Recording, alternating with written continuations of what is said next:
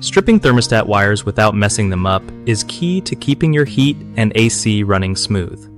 You want to grab the right tool for stripping thermostat wires, not just any random pliers or cutters. Get yourself dedicated wire strippers that match the wire gauge exactly. This way you don't accidentally nick or break those thin wires.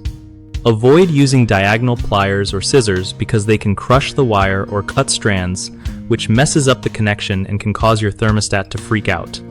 When you strip, hold the wire steady and gently rotate the stripper to remove just enough insulation without touching the copper inside. If you're unsure what gauge you have, check the thermostat manual or the wire itself for markings. It usually says something like 18 or 22 gauge.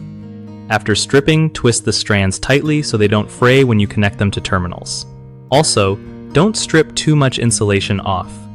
About 1/4 inch is usually perfect, no more.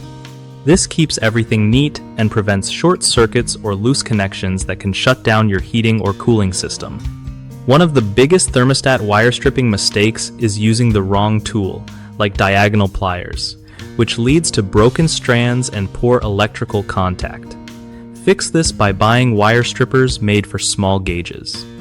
Another common issue is stripping too much insulation, exposing too much wire, and risking shorts. Just stick to about 1/4 inch of exposed wire for a clean, safe connection. A third problem is nicking the wire while stripping, which weakens the wire and can cause it to break off later.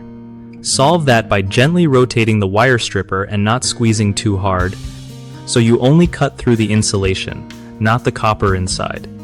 BigHomeProjects.com is where homeowners find trustworthy local contractors who know their stuff with heat and AC wiring.